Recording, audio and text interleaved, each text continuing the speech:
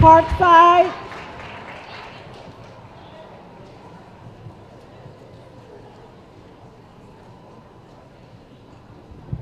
I sure hope we got somebody here from Parkside. I know I did see a few, right? Well, that's okay. My name is Sylvia Tyus Brooks, and I'm an advocate activist. And I'm going to keep it short. I got some grandchildren here, though. Come over here, please. This is just 2 of my 9 grandchildren. Here goes some Parkside. Here goes some more members. I just want to say this one thing. Like she said, I'm not going to beg either. Because I just know one thing. I don't want to see no more blood shedded. And I know that Parkside is a good school. I have 5 kids. I have one as a, come on, honey. Oh, well, thank you. Amen. Oh, well, thank you. There you go, Mr. Willis as well. Oh, they was in the back. They couldn't get to the front. So I'm not going to really just speak like this. First of all, I just want to say, Parkside Elementary raised 5 of my children. I have 4 boys and 1 girl who are all successful. My son is a captain in the Air Force. He's only 34. Yes, I was a young parent. Very, very successful. I'm an advocate activist, and I'm at Parkside every day. They have a new principal there with new leadership, with new ideas, and doing new things. I just ask you guys give him a chance, see what he's doing, and do not close those doors to those kids right now. I also want to let you guys know that guess what? It's an awesome world in this world today. Crossing the boundaries is very dangerous. Come over there and walk those streets one day. That's all I want to say. Education is very, very important. But try taking a child out of its element of safety. And they know, guess what? They can go to this one teacher who understands them, that can teach them and relate to them whether or not to go to the next 7 blocks to go somewhere else, and they don't think that they're going to make it back home. So I just want to tell you one more time, I got 5 successful children and 9 grandchildren who went to Parkside, 4 of them who successfully finished again. Yeah, I look kind of young, don't I? Started early, right? Right. So that's why I want to let you know, Parkside must stay too. O'Keefe, don't touch me. O'Keefe and Parkside must remain, because I get in the trenches. I walk the streets. I knock on doors, and I will help the principal. Thank you.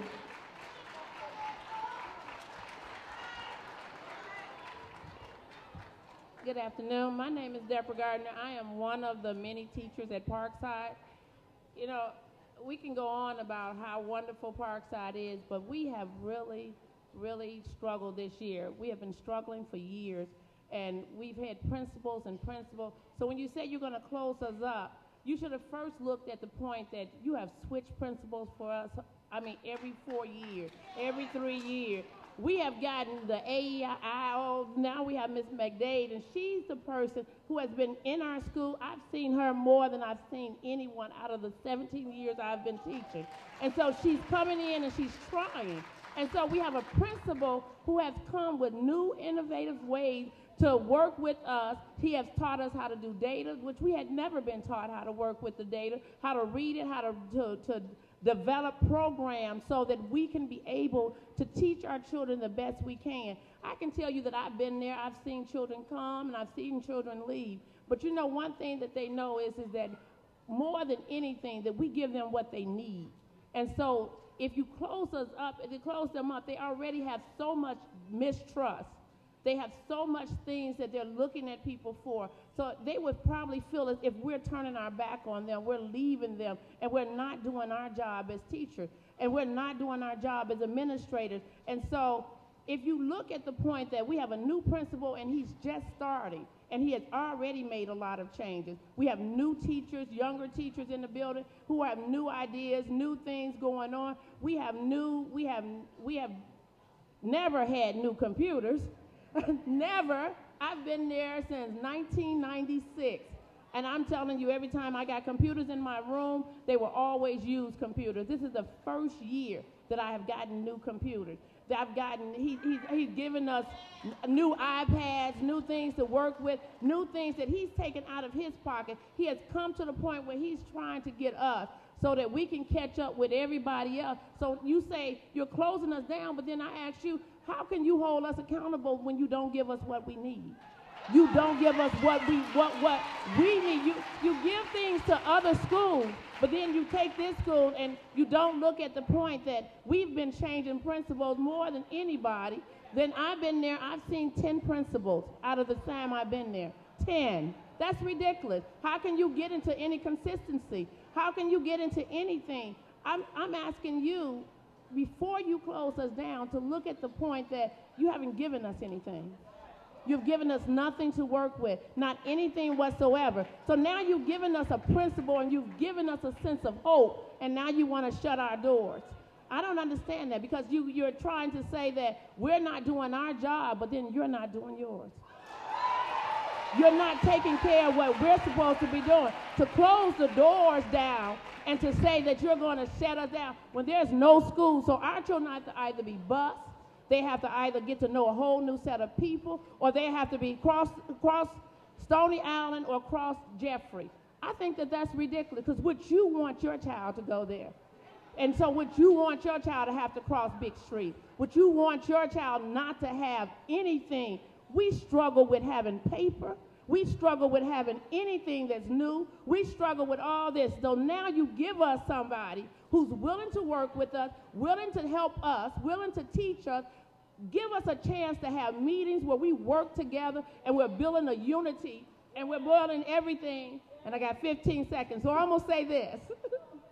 I'm asking you from the bottom of my heart, not because I need a job. Of course, everybody here needs a job who has a job. I'm not begging for my job. I'm begging for my children, for all the children who I've taught through the years, all the children that I'm teaching now, that you give us a chance, at least a chance to see how our principal, how our new administration is going to work, and how we're going to do things before you shut us down. Thank you.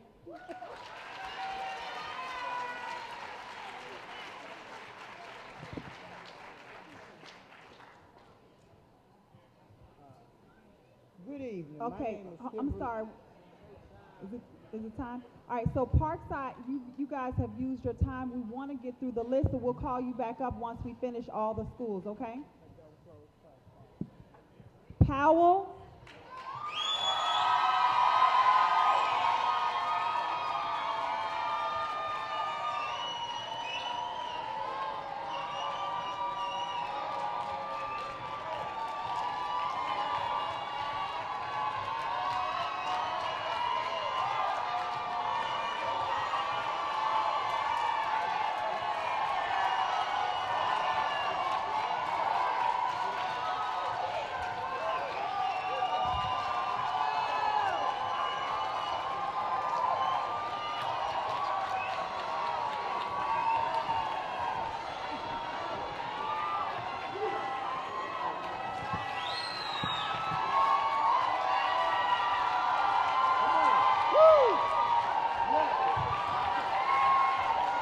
Adam Clayton Powell. All right, Powell, we need you to have your time to speak. The 3 speakers for Powell, we do not want you to miss out on your time to speak. Absolutely. Everyone that is here supporting Powell.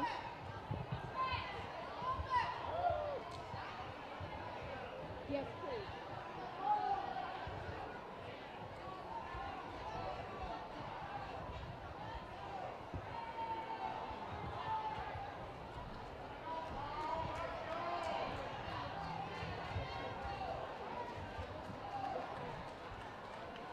Good evening, everyone.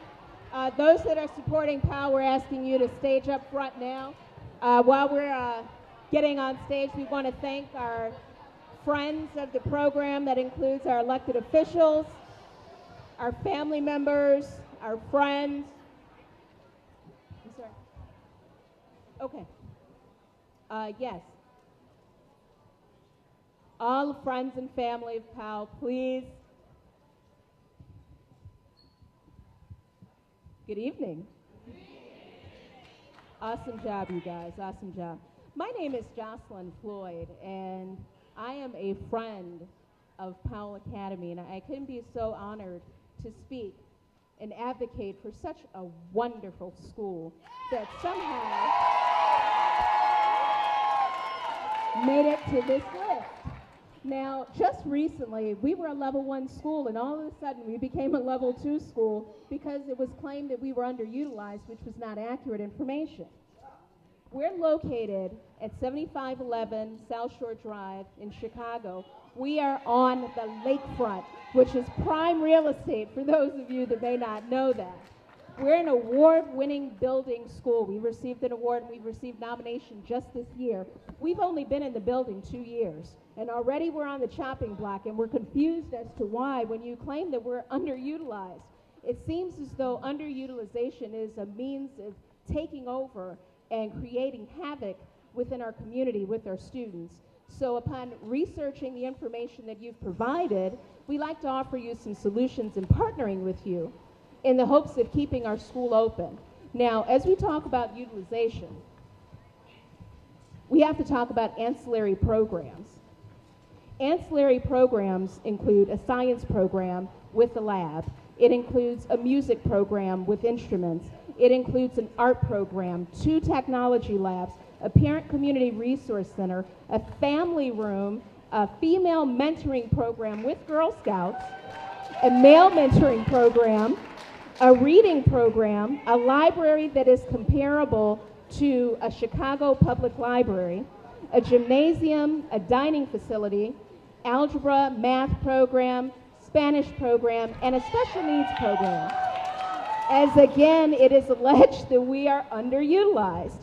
We are servicing 544 students, African American students, in which 97.5 of these students are on a free lunch program, meaning that they are impoverished.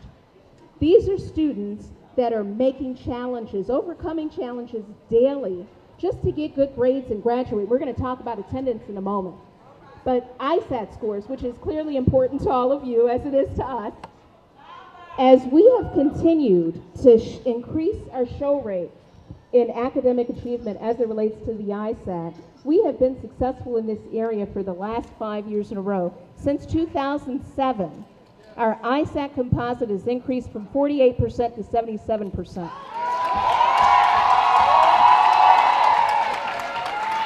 Powell Academy has not decreased 1 percentile compositely on the ISAT since 2008. Currently, we are at 77.3% in meeting or exceeding ISAT composite. We're at 74.7% in meeting or exceeding reading. We're at 78% in meeting or exceeding math. We're at 80% in meeting or exceeding science. We're at 15.3% in exceeding overall goals. So again, I say, as we were a level 1 school that hit the level 2 school list because we were underutilized, we like to challenge that theory. We need to work together to better utilize the resources that we have. And we have done that. We have reached out to a Grammy award-winning international music artist to help us develop our music program. We have even reached out to the community to develop partnerships so that they can come in and help our children with economics and developing businesses. We're even reaching out to social service programs to help us continue to deal with the inner city eco-socioeconomic issues that you say don't exist with our students. As our students are trying to compete with their counterparts on the North Shore that get the resources that we clearly don't get at all. So we're kindly requesting that you work with us. We have a 0 tolerance rate for violence and crime in the school. We have 100% parent contact. We have an attendance rate that's second to none. 96% of our students go to school every day. We don't have a truancy issue. Additionally, 95% of our faculty and staff is at work every day. That is a level of commitment that we are committed to in the long term. But in 2 years, it's not enough time to discuss whether or not we're going to be a failure. It's not enough time. So we're asking to work with you, sit down at the table, because you've never invited us to the table. We've been in the room, but we need to be at the table negotiating a relationship that works in the benefit of our children. We don't think that you're against us, but you got to work with us. And if we can't work with you, we're not showing our children that we can even get along. We have to get along together. So now, as you again say we're underutilized, we are washing uniforms. Our students are so poor that sometimes they show up with dirty uniforms. We wash their uniforms for them. Some of our students don't have hot water and heat at home. so they take showers at school. Our principal pays for haircuts so our young men will be presentable. We have children that need health care. They get health care. They get health and wellness programs. They get free vision, dental, mental, emotional health, hearing programs. We are working with our students. So in closing, we're just asking kindly that you take us off this list and you work with us and be committed, because we're committed to working with you and we're reaching out to you. Today I had the opportunity to talk to Mr. Powell's grandson, and he was devastated that you would even attempt to take this aggressive action on us.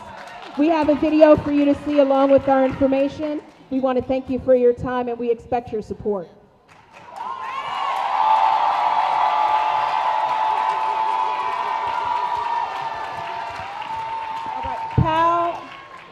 Pal, you have used all of your time. We have to go to the other schools and then we'll bring you back. We'll bring your additional speakers back with the time. I am a representative of a community group. I am president of the Chicago Southside NAACP. Okay. And based upon the evidence and the information that you just heard, this is a school that you should not close. The NAACP has received complaints from parents about this school being closed and other schools that are here tonight who are good quality community schools.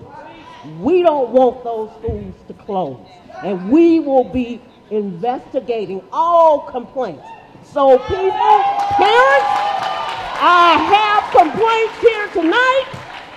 You need to see the NAACP. Thank you very much. I have faith in myself. I have faith in my teachers. I will expect my duty and responsibility.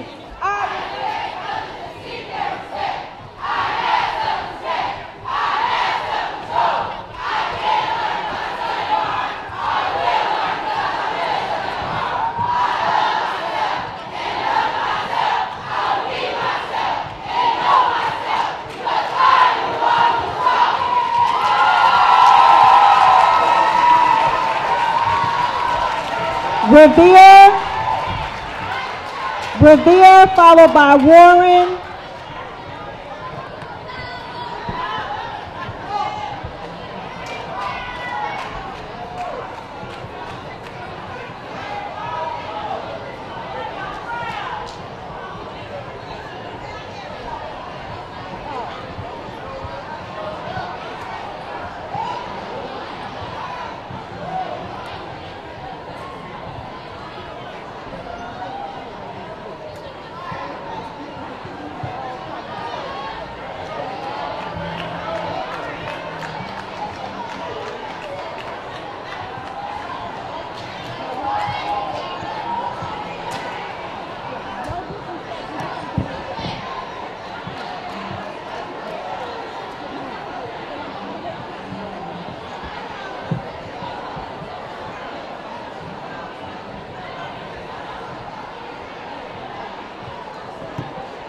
Revere, followed by Warren.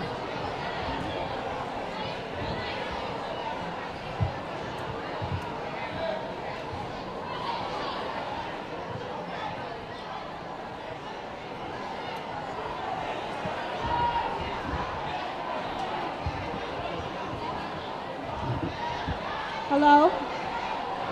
Can we have your attention, please? Let's please give our respect to Revere. All of the schools thus far have been respected and heard. We want to make sure that the remaining schools have an opportunity to have a voice tonight. Okay, good evening. First, giving honor to God, who is the head of my life. My name is Brooke Pryor.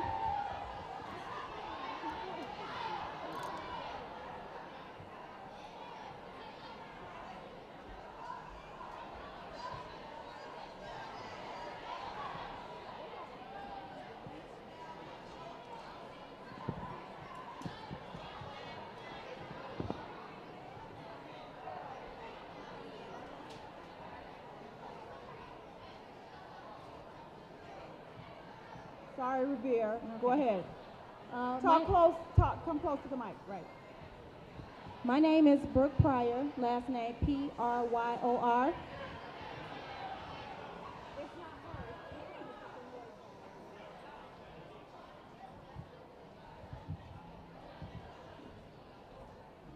I'm speaking on behalf of the students and families at Par Revere Accelerated School. As LSC co-chair, community organizer with my job and church, lifetime resident of the community, and most important, a parent of 2 Revere students. Concerned about our safety, I will speak on the logistics around affiliations, root causes including social media, the demographics, the age, and the gender of the violence. Everyone comes up here, we're speaking about our neighborhoods, our community. Well, I'm going to give you some insight on my community. We are officially part of the Greater Grand Crossing community, but most commonly referred to as Pocket Town or the Pocket. We stretch from 71st to 74th, from Drexel to Woodline, and from 68th to 70th in Kimbark. We are cut off to the north by the cemetery.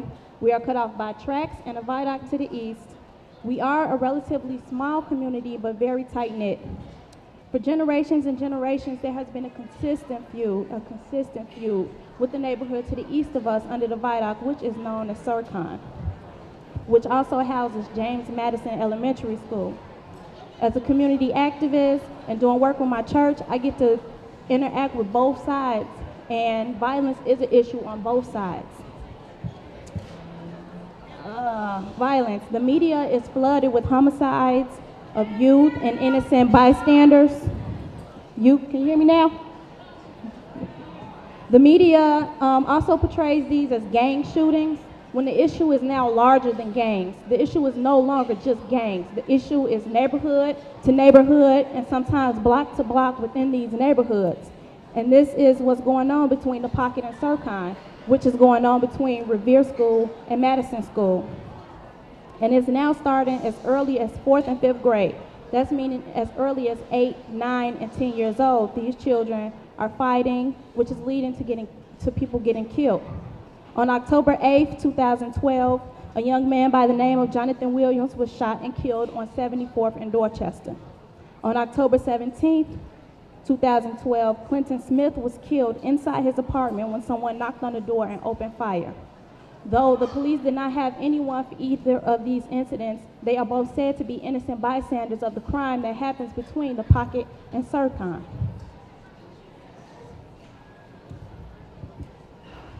Mixing the schools can cause these environments to go outside, making it very unsafe for our kids. Once they're in 6th grade, they cannot cross over into the viaducts. They will not be safe, and that goes for both Madison and Revere. A greater percentage of our neighborhood consists of working single families. Revere is and has been a pillar in our neighborhood, oftentimes linking together the few hours with parents' work schedules and student school schedules. For this reason, full-day Head Start is a immediate need at Revere. My oldest child, she's now in 3rd grade, was in the last class to receive full-day Head Start at Revere. She left Head Start reading at a 1st grade level. She was able to skip kindergarten and go straight to 1st grade. Since the Comer Foundation has decreased enrollment in the local community, Revere has picked up on those hours. Revere is open from 8 o'clock a.m. to 6:45 p.m. These students with us have just got out of school at 6:45, and my children are some of those 8 o'clock a.m. babies. Currently, the after-school program provides 125 students with tutoring and music and performing arts. We need more time we need more funding for after-school programs. Yes, CPS can save money by closing schools, but you cannot put a price on these babies' lives.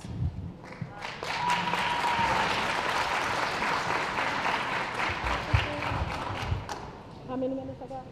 Okay, I'll make it quick. My name is Ajani Porche, and I am the NCLB chairperson for Revere School. Revere's unique circumstance is not mobility, special population, or truancy, as these are common factors that impact schools in our communities. Although these problems exist, with the 26.1 mobility rate, we know that our best chance to overturn these challenges is our free public school, safely located away from drug dealing corners and daily violence. We cannot afford to put our students in the crossfire of Circon madness by making them travel under viaducts. We cannot afford to lose extended day programming that sees the last of 125 students leave at 6:45 p.m. We cannot afford the alternative to public education, as we hear rumblings of behind closed door dealings to give Paul Revere to a charter entity where students are fined for everything from not having notebook paper to absences. The alternative is not a system based on education for all. We are done with the lies that use Paul Revere as the poster child for educational reform. Yes, we had support as part of the $65 million investment in the community, but if our children were so important, why did you abandon them? We were told that Revere would never be forsaken. In spite of it all, we continue to work and attain higher scores than when we had you. Who's responsible for breaking the promise?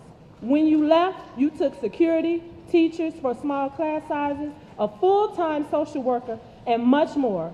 You left our kids, first our school, and then our homes. This is Revere's unique circumstance.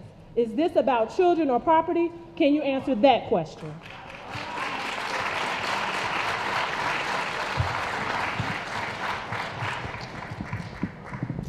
Warren.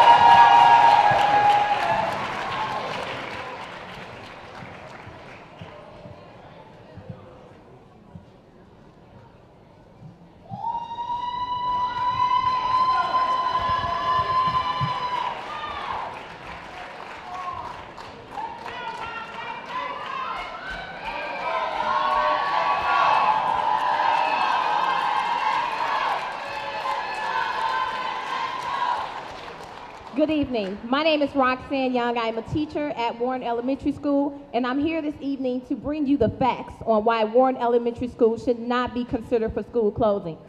Unfortunately, CPS has not considered one of the major facts. Where will our students go? Our neighborhood schools are overcrowded or are filled to capacity. Even some of them have selective enrollment.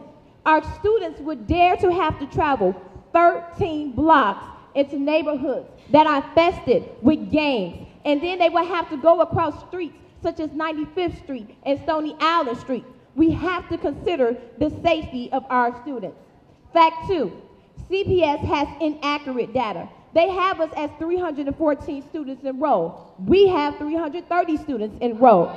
Every single student at our school counts at Warren Elementary School.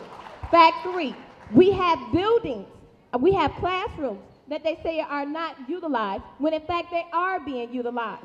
Classroom number 1 is our Parent Resource Center.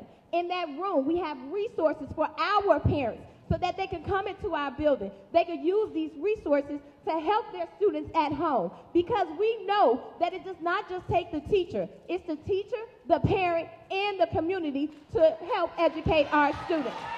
In that resource center, we also hold our PAC meetings for our parents so that they can come into this resource center. We also have a library in our primary buildings so that our babies will not have to travel outdoors during inclement weather. They can have their own library in their building. Fact, classroom number 3, we have a RTI tutoring program. The response to intervention tutoring program are for our struggling students to get individualized instructional programs. With that program, we take our students who are below and we move them to meet and exceed. Fact number 4, we keep our students off of the streets. Warren School is open as early as 7 a.m. in the morning and does not close until as late as 6:45 in the evening. We offer programs before school and after school. We have teachers who come in and volunteer their time to teach our students reading, math, and science.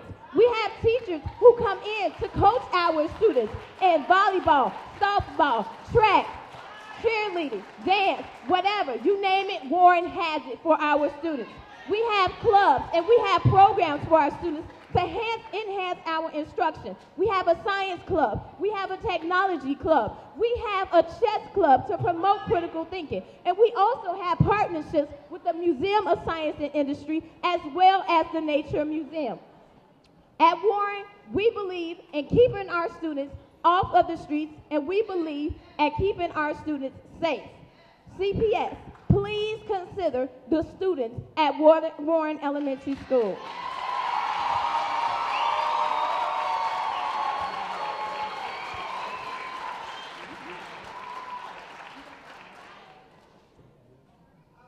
My name is Robert Julin. I've been involved with Warren School for over 40 years. My children went to Warren, my grandchildren went to Warren, and I still have a grandchild at Warren right now. I've been an LSC member there. I've been a parent volunteer for the last 13 years on a daily basis at Warren School. I'd like to thank Ms. Barbara Bird Bennett and CPS officials for allowing us to present our information on the quality and quantity of teaching and learning going on at Joseph Warren School. It's reported that we have 300 students, 314, but we actually have 330 students enrolled there. In fact, we enroll students basically from all over the city. At one time, I thought that Joseph Warren was a dumping ground because we got so many ne'er-do-well students, but the staff didn't see it that way. They saw it as an opportunity to include as many children in our education process as they could safely absorb. We realize that some schools must be closed due to circumstances not of your making, not of our making. However, Joseph Warren must be removed from that list of school closures. Our continued operation is essential to the excellence in education that we have achieved the past few years. Joseph Warren is a magnet cluster school with a focus on math and science, and that focus is revealed in the testing results from 2010 through 2012. Consider our overall student meets/exceeds for the past 3 years in reading, math, and science. In reading, in 2010, we were at 59%. 2011, 68%, and improved even further in 2012 to 73%.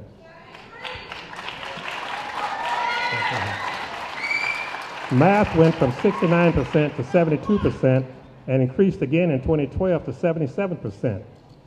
Science from a low of 43% in 2010 to 70% in 2011 and another jump in 2012 to 77%.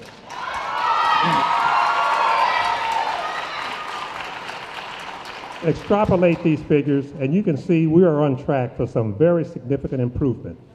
Numbers don't lie. We're doing very, very well and getting better. To impede upon the process of progress at Joseph Warren would be a detriment to the very people CPS serves, our children. Don't stop the process, don't stop the progress by closing Joseph Warren School. Please, keep us open as we continue to strive for excellence in educating and preparing our children for life. Thank you.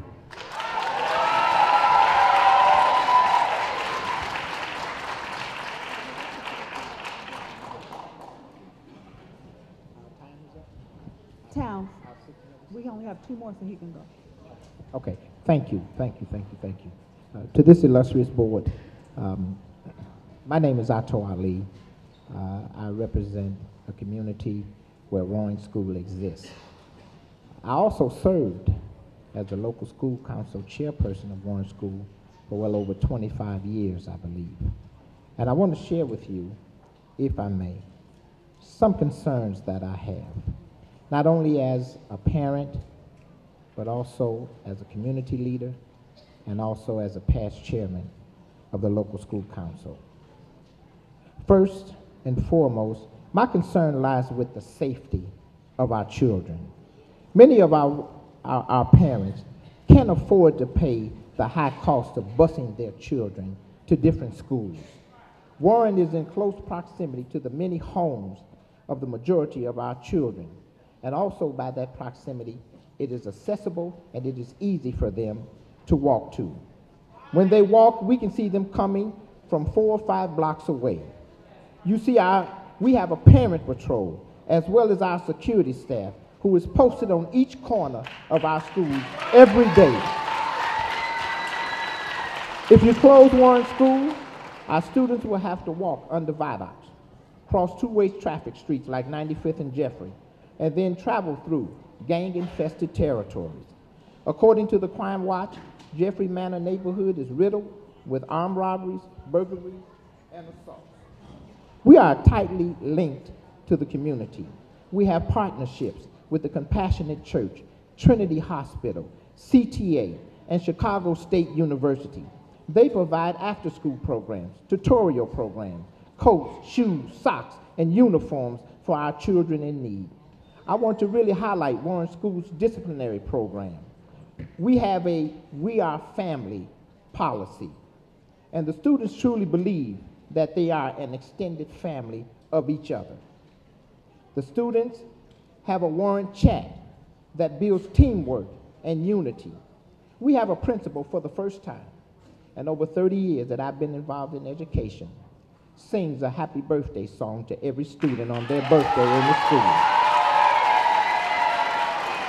The numerous incentive programs, such as Good Guys program, and On the Ball programs, reward students for jobs well done.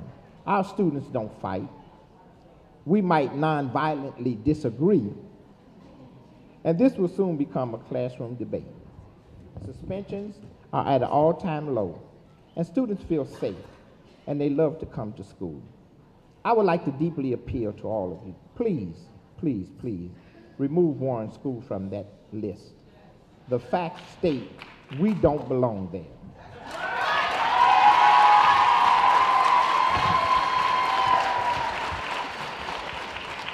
As I take my seat, oftentimes we are talking about the education that's going on right now. And I just want to share this with all of you. Yesterday, coupled with today, is what guarantees us our tomorrow. Help us continue to guarantee our tomorrows by keeping the doors of our education open today. Please. I had a son who called me who was a past student that graduated from here. He is now a junior at Warren Wilson College in Asheville, North Carolina. He plays basketball. He's a junior. Last year, he made the All-American honors mention. This year, he made the dean's list. And not only that, in the school's 56-year history, this is the first time that college will make a tournament bid to the NCAA. We have progress that have come out of this school. Keep our doors open. Thank you so much.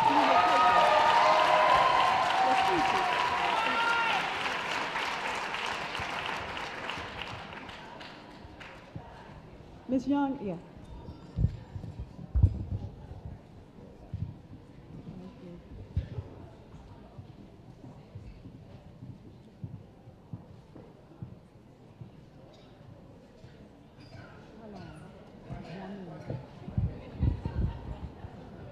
Good evening, community members, and all that are present tonight. I am here speaking on behalf of all of our parents, students, community, and staff at Warren. My concern is that no one has taken in consideration we as parents can go to work and school in the morning and know that our children are in safe hands at our school, Joseph Warren. We don't have to worry about our children passing through unknown territories, gang violence. It is not a problem in elementary school is what you all say. This is just not true.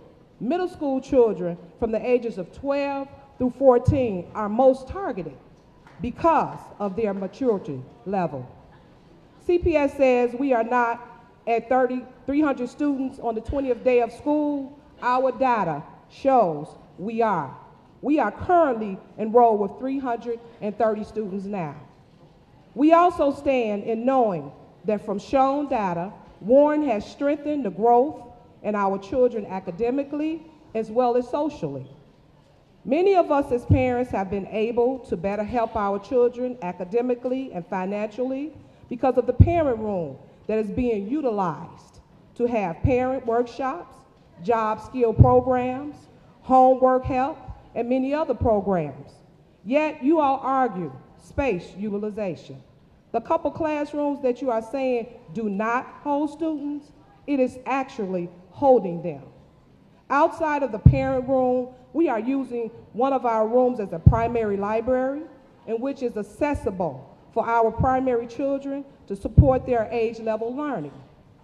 In our response to intervention classroom, it is equipped with resources and highly qualified teachers to support the needs of our students, that they may struggle a little harder to reach their maximum potential.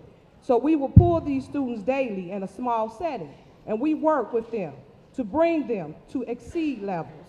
Considering closing Warren is not only affecting the students and parents, but it also pulls down our value in the neighborhood. Warren has strong partnership with many of the neighboring organizations, and we continue to build more connection. We work hand in hand with our church in the neighborhood, which continues to help our children feel good about themselves and know that everything is possible that is positive through education. Please, let us continue to make our children soar to their highest potential in their own surroundings. Warren School, stabilization is more important than utilization.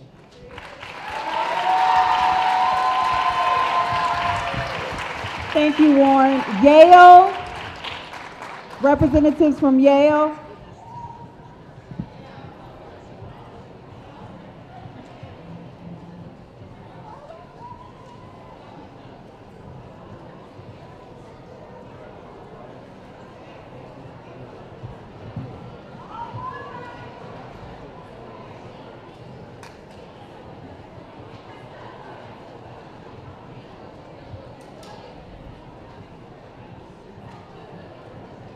Yale.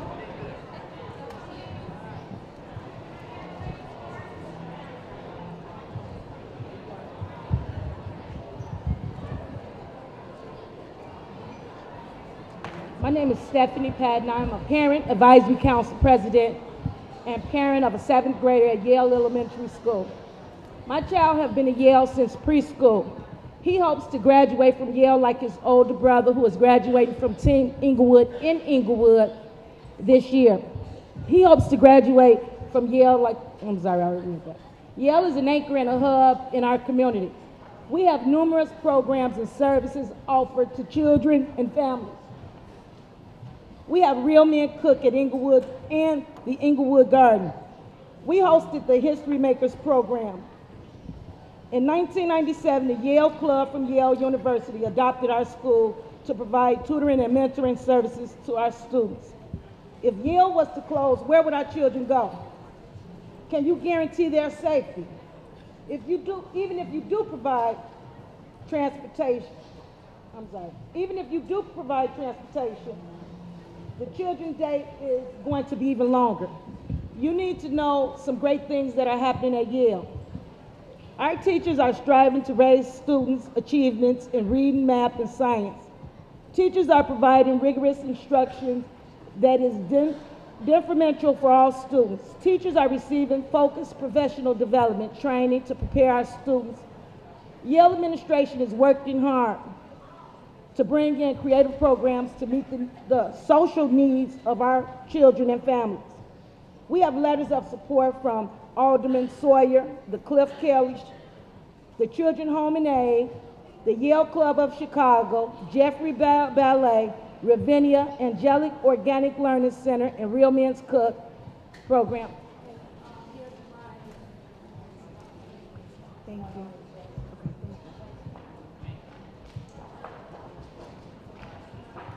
Good evening. My name is Diana Carr. I am a parent of Yale Elementary School. My son attended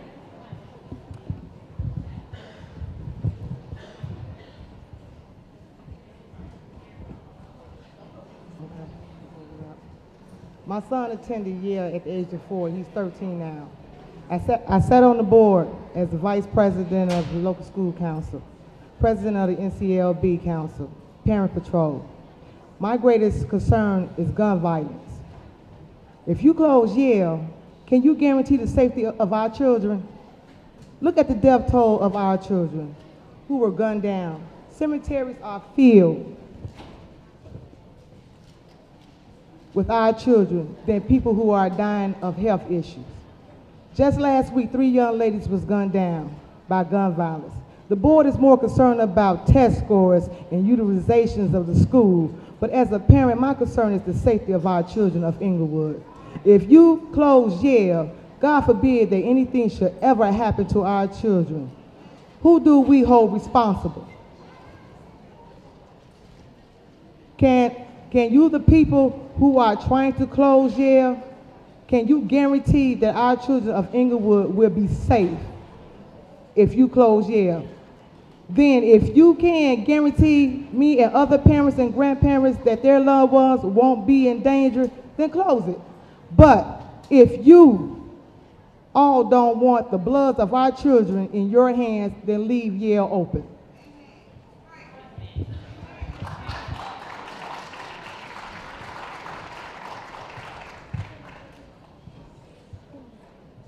Hi, my name is Jajane Copeland. I'm in 6th grade, and I represent Yale School.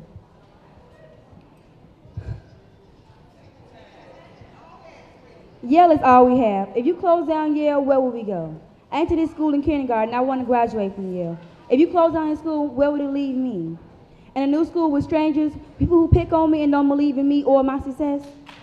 Most of my classmates live in different communities. They come to this school because their parents feel that it's safe. They come here because they come here because their parents feel it's safe, and nothing bad will happen to them. There aren't any schools near us. We have to walk through communities, and they may not be safe. Every Monday on the news I hear about is talking about every children and all the children on the news that have been killed walking to school. Every day I leave out the house, my grandma tell me and warn me about the risk of walking to school by ourselves. But if you, for us, we feel safe for Yale. But if you for crossing territories and to go to a whole other school, it can be bad for us and it can be bad for us. This leave me wondering, does my life have value? Does anyone in the Board of Education care about me, or they just care about empty seats? Also, many kids can get into many closer schools around in our district. I know no education is number one reason that kids are either on the streets, on drugs, or locked up in jail. If you close this school, more kids will end up on the street. More kids will end up on drugs and locked up. Give us a chance. Save our school. Not closing our school will be a safe place and a chance to learn. Thank you.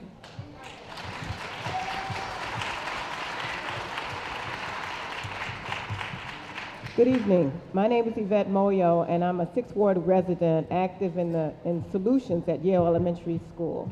I am Executive Director of Real Men Charities, which is the sponsoring organization for the Real Men Cook events that have been presented for the last 24 years. We have generated dollars for the Southside YMCA, Community Mental Health Council, and Boys and Girls Clubs. When we can't donate dollars in an economic time like this, we donate our time, and our time has been spent at Inglewood. At Yale in Inglewood. Yale is in the ward, and it is of particular importance because of the fact that we have been healing what we call a traumatized area. If you know the area at 70th and Princeton, which is not quite Skyway logical, it's across the Dan Ryan, but if you know the area, you know that there has been some trauma there for a while, but it's stabilized a bit because of the kids, because of the garden and the farm vision that we give them. We have children and parents working in the farm and the garden together and being served healthy meals by the men. So we have men in the schools that are supporters and there as a stabilizing effort. We work with Dr. Carl Bell's 7 principles for community building, and we believe that we are creating stability. Actually, this is what the city of Chicago says is important.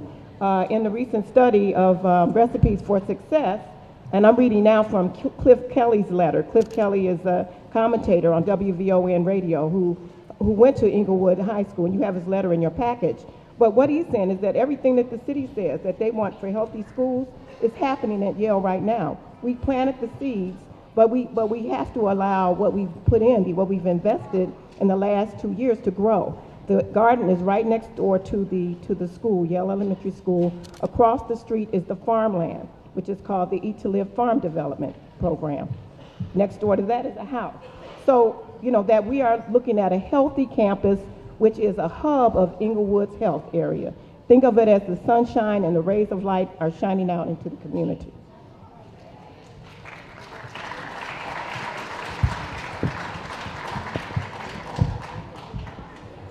Hello, my name is Kennedy Huff. I am 12 years old and in the 7th grade. As you allow other schools more than 6 minutes, I hope you won't cut us off because our school starts with a Y at the end of the alphabet. I've been a student of Yale since 2005 and have had a very great experience so far. In my opinion, the school is a great place where students can learn in a safe and enjoyable environment. I feel that as a future 8th grader, I need an environment where I feel most comfortable. The reason is very simple. The classes are small, so it makes it very easy to do our work, and we can get one-on-one instruction on how we should complete any given assignment if need be. Just the thought of Yale closing is heartbreaking because the new administration allows students to have a voice and make decisions. Because of their efforts, we now have a student council, something that has never happened in the history of me attending Yale. At Yale, the teachers are very concerned about our learning. I feel that they are committed and dedicated to the success of the students at the school. Because there are only a few of them, they have taken on many roles. We have grown accustomed to talking with our teachers about anything because we know that they are looking out for our welfare. We also have very many volunteers. The Yale alumni, just to name one, plays an integral part. They have been with us for about 8 years. They have taken us under their wing and provided us with many opportunities that we otherwise would not have had. If Yale is closed, we will miss out on the experiences they have provided and those that they plan to bring us next year. There's also a legacy which started with my grandmother, who graduated in 1966, my mother, who graduated in 1986, and now my sister, who will graduate at the end of this school year. If you close Yale, you will be destroying my chance to graduate, my brother after me, and the legacy our family has built. In addition, the thought of having to attend another school with the possibility of having to come in contact with gang members scares me very much. I know I will have to cross several different gang-affiliated boundaries in order to attend any other school in my neighborhood. The thought of what we can do in the future is mind-blowing, only if you give us that chance. Save our school by rethinking how this will not only be for the betterment of the students of Yale, but the betterment of our community. So, if you give the great minds of Yale and I a chance, it will have a great outcome. Trust me, you will be surprised at what we can do, not as individuals, but as a whole.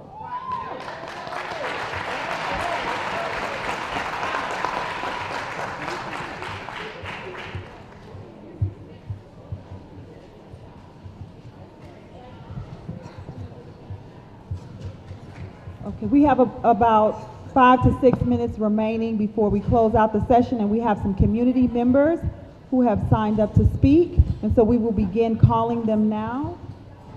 Beginning with C. Powell, Greater Chatham Alliance. Is C. Powell here?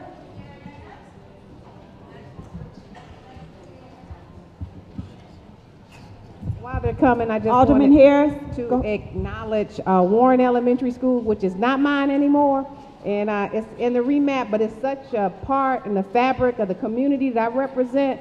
Historically, that school's been sitting in our district for over 30 years. It is so much of who we are.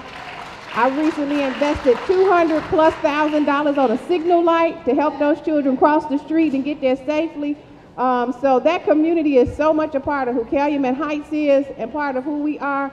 There are no schools that can take on this population in that grid. Black is selective enrollment. Earhart is filled to capacity, and Horn Elementary is busting at the seams. So I implore you to make sure that they have an opportunity to stay in that building, because I don't know where those babies gonna go. So they are so much a part of who I am. My residents send their kids there, and so I support keeping Warren Elementary open. Thank you, Alderman Harris. C. Powell. Good evening. Thank you for taking the time to hear me. Can you hear me? Can you all hear me? You can take it out. You can take it out. Do that for me.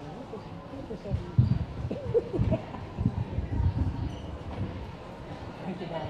How about that? Can you guys hear me now? Hi, I just wanted to speak on behalf of Greater Chatham Alliance. I'm the Education Committee Chair. I'm a parent. My oldest child started school at age 3. I am also a LSC member of Martha M. Ruggles, Parent Advisory Council Vice Chair. And I just wanted to get this, and I'm going to send this to you as well. And this is my statement. My issue is this: why is Chicago public school system set up to fail the children in our communities? The communities I'm speaking of are the urban communities, which are minority-based and Title I funded.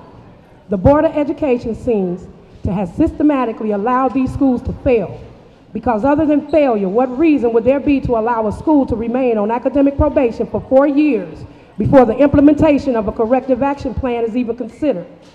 Let's face it, 4 years is a long time to wait for assistance when the school needs help. It seems to me the board is more concerned with immunization than education. Think about it. CPS will remove a child from a school immediately if they have ringworm or head lice. There is no time wasted, because they don't want that type of infection to spread throughout the school. But on the other hand, they will allow the school to spread the disease of continued underachievement and lack of resources for 4 years, when resuscitation is barely an option before assistance is offered. Then place the blame on the teachers when the children are failing academically. Not to mention they piggyback those actions, or lack thereof, for lowering the academic bar and being deceptive about the progress being made, while allowing children to graduate 8th grade without as much as a 6th grade education. When you couple that with the alienation of parents and community in the schools, the reasons we're in the shape we're in today. Underutilization is the terminology used to mask the real motive behind these school closings. Underutilization is what happens when CPS is deceptive by saying there's no money available to fund the much needed teaching staff, librarians, nurses, and programs that are vital to the success of the children, when they know that, in fact, there is $1 million of surplus money at their disposal. Maybe they're unclear that the programs and staff that have been taken from us were once housed in the rooms that are now classified as unused. Do they not know that 30 to 40 children in a classroom with one teacher is unacceptable and is not conducive to a learning environment? In my opinion, I'm sorry, let me see. Did they know that if they had been returned what was stolen from us, closing our schools wouldn't be an option? The reality is not underutilization, it's underfunding. The fact of the matter is underutilization is what CPS is guilty of. CPS finds money to hire retired CPS employees and pay them as a consultants, 3 times their original salary, to answer phones, but none of your questions, only to direct you to the wrong department by the time you hang up from the call. It seems to me that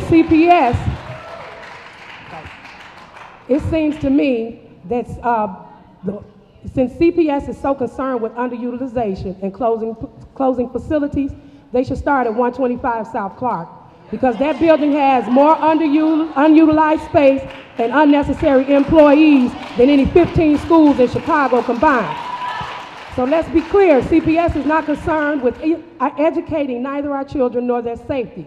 CPS is concerned only with 3 things: how quickly they can abolish public schooling, how much money how much money they can line their pockets with by inserting as many charter and turnaround schools in our neighborhoods and communities as quickly as they can. How long can they pretend that the millions of dollars in surplus money at their possession isn't really there? Ask yourself, aren't the funds used to support programs, equipment, extra staff, and charter and turnaround schools coming from the same source? So why is that our urban schools cannot seem to obtain any of these funds, programs, equipment, and the extra staff needed to help these children to progress in a productive life? Again, I want to mention that we are not underutilized, we are underfunded. If you return some of our teachers and some of our programs, these schools will be able to the rooms will be filled. Any parent worth their salt, if you have a failing school, you're going to take your kid out. So therefore, your school population is going to dwindle. The reality is we don't need any of our schools closing, and unless you have a contingency plan to get our children safely to and from wherever it is you plan to ship them, closing is not an option in my opinion.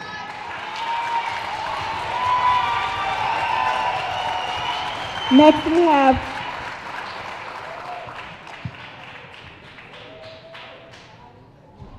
Finola Burrell.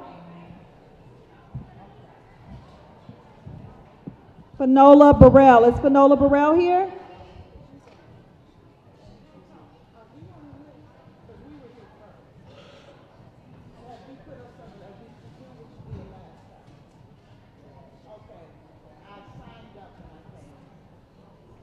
Excuse me, I signed up and I've been here for So, okay.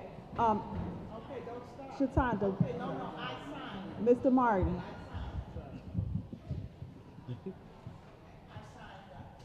No disrespect to the panel, I kind of wanted to address the audience. That's fine. My name is Finola Burrell. I'm a teacher at Boucher, and I just wanted to send out a warning to parents, teachers, and the community stakeholders that are still present. The Chicago Board of Education is threatening to close about 129 of our schools.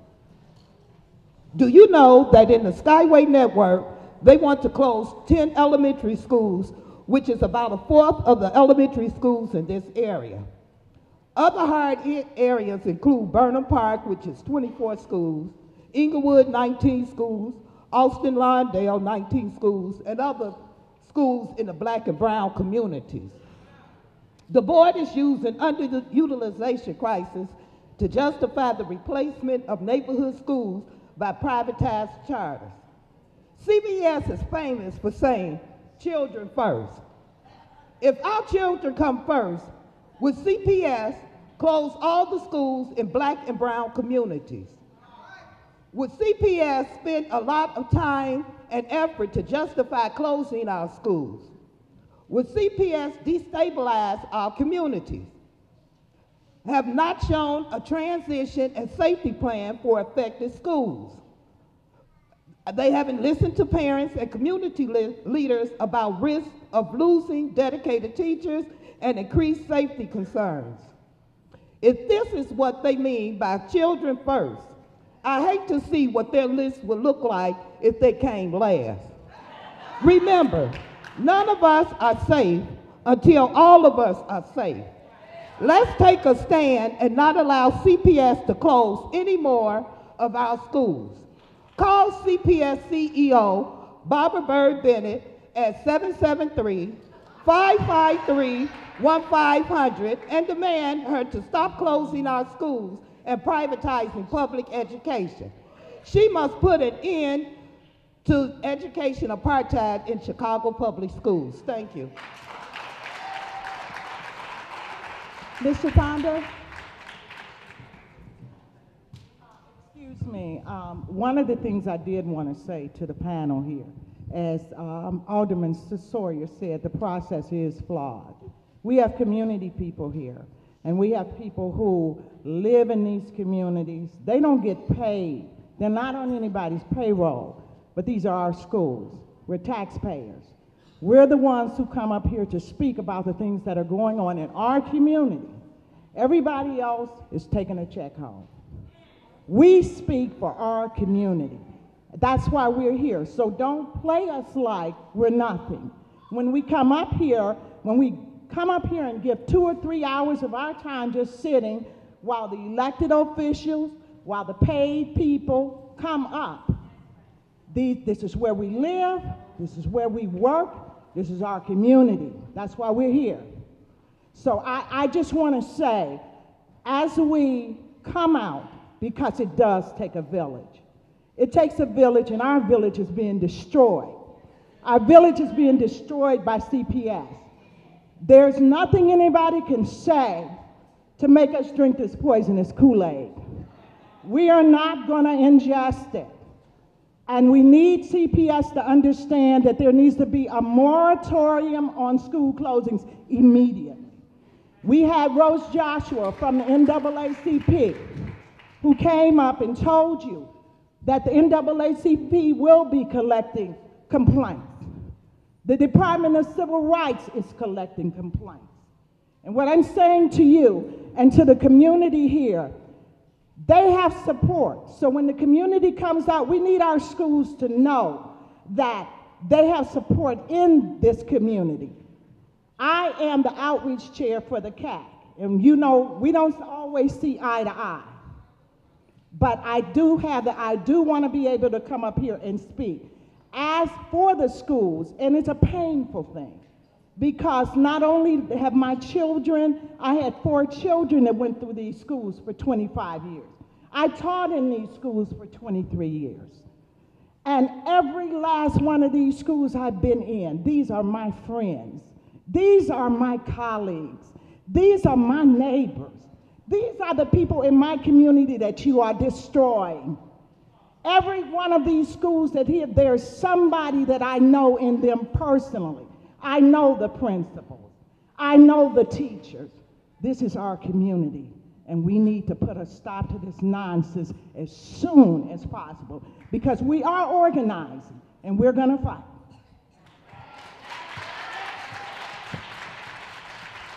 Frederick Collins.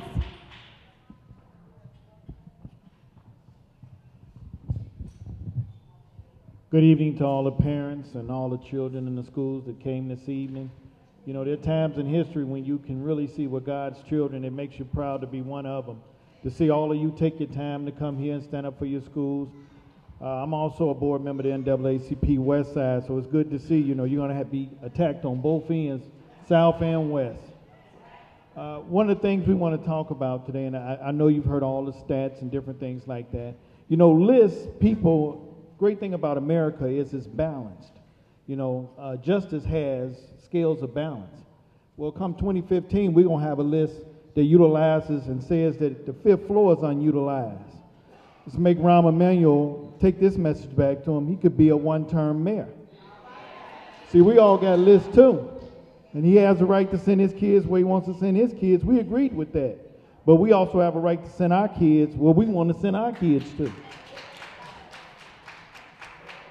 And if you can get this many to come out and complain, guess how many will come out to vote?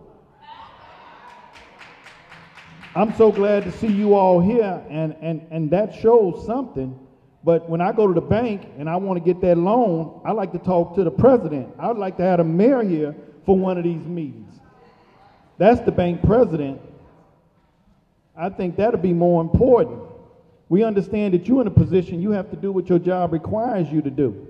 But we also understand you have a conscience, and I can see the look on some of your faces and you saying, hey, look, you know what? I agree with you, and that's why I asked for some of the information, because some of the information we gave you, it's incorrect. We didn't necessarily do it, but whoever we gave it to do, it was incorrect. And the order that you were probably given, that was incorrect too. What I'm asking you to do is to go back to the mayor, not to those in between, because ultimately he spent every day during election time out south on the CTA, in the community, at the schools, at the restaurants. Get him to understand that those same people that gave him an opportunity now want him to give their children an opportunity. My child attends Herzl, and it's on the list. But we're going to do everything we can to block every bulldozer, everybody trying to tear the community apart, every opportunity that we have within our legal rights to protect our children. We will do that just as you would do for your family. These are families out here. Don't destroy families. Mr. Collins was our last speaker for the evening. I would like to thank everyone for coming out and supporting Skyway Network Schools. Have a pleasant evening. This concludes our community meeting for tonight.